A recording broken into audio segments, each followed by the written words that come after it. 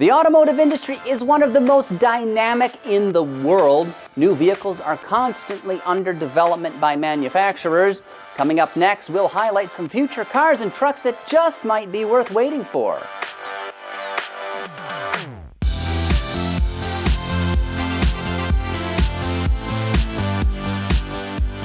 Welcome back to the short list.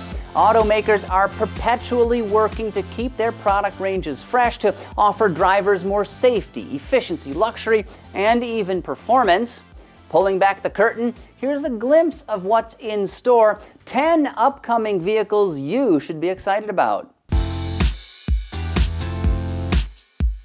And we ignite this firestorm of a list with Ford's Mach-E. A possible name Dearborn will apply to the Mustang-inspired all-electric crossover it's currently developing. The vehicle is going to ride atop a dedicated EV platform and will likely feature a large battery pack mounted under the floor. Specifics about it are not known right now, but this jauntily styled EV could go on sale relatively soon, possibly in 2020. At least they decided against calling this thing the Mach-1, which absolutely inflamed the Mustang faithful. How Mach-E-Avellian of them. Get it? Oh, that's good. But Ford is far from the only automaker working on a dedicated Tesla Model S slayer. Even Porsche is developing an all-electric four-door. The German luxury brand's Taycan is most definitely a future car worth getting excited about. Basically a production version of the Mission E concept, this handsome sedan should deliver the goods.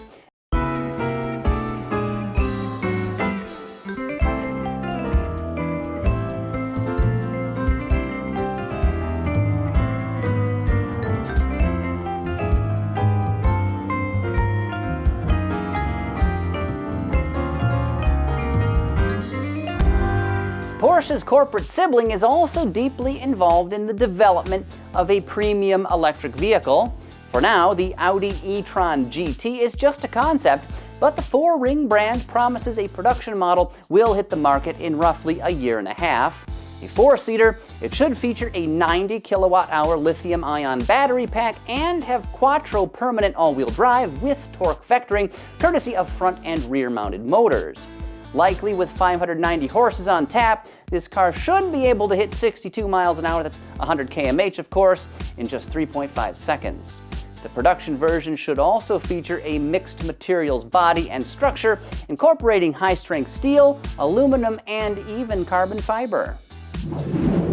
All right, I think that's enough electric cars, for now at least. Let's shift gears and focus on some more conventional vehicles.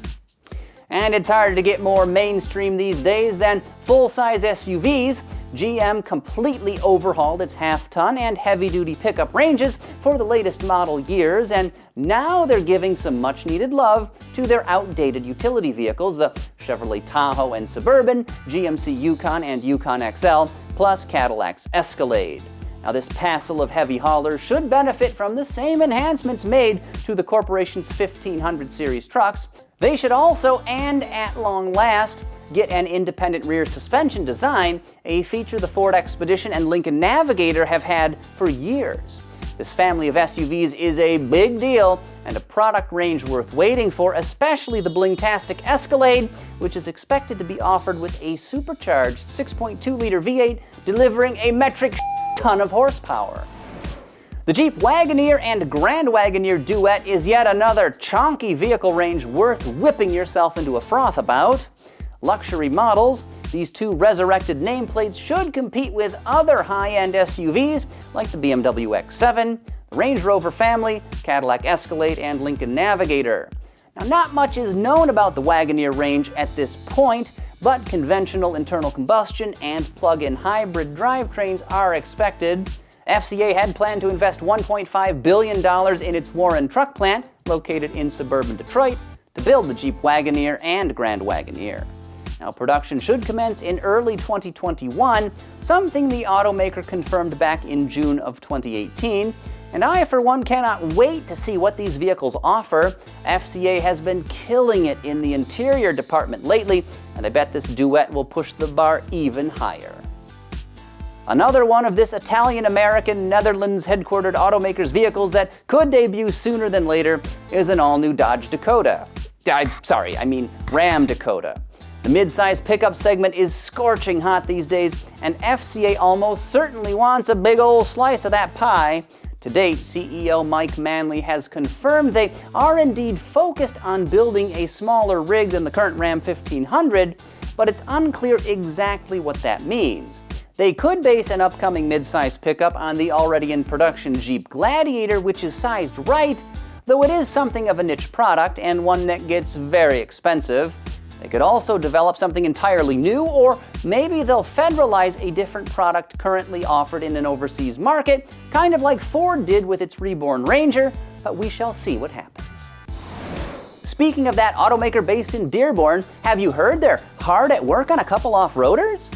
If you're watching this video, you're almost certainly familiar with the upcoming Ford Bronco and its smaller car-based sibling. Let's call it the baby Bronco for now, though a swarm of different names has popped up in recent patent filings. And these two highly anticipated vehicles have yet to officially debut, but they have got to be ready soon. Bronco should share the same basic underpinnings with the Ranger midsize pickup, and its smaller sibling will likely be based off the new Escape crossover.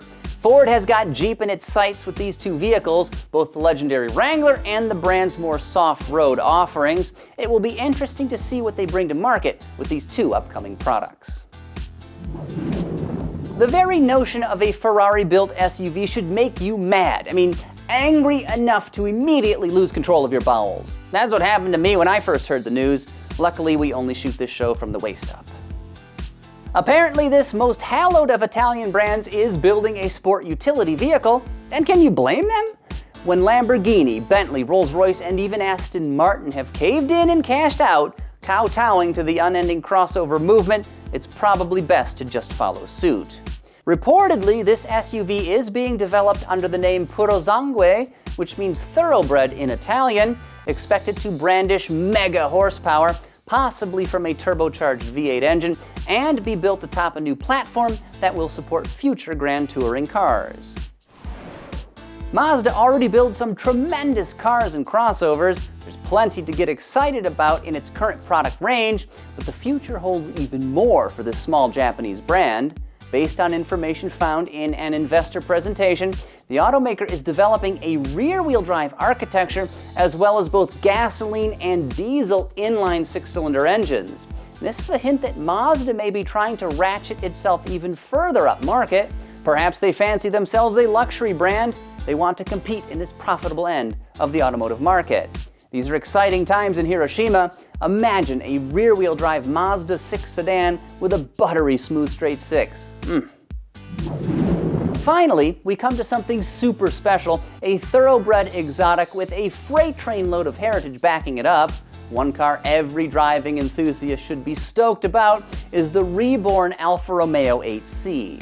The Italian automotive concern announced last spring this famed nameplate would be making a comeback, and it dates all the way back to the 1930s and was applied to both racing and road-going automobiles. Now, the last time Alfa Romeo offered something with that number and letter combination was in the early 2000s on their stunningly beautiful 8C Competizione.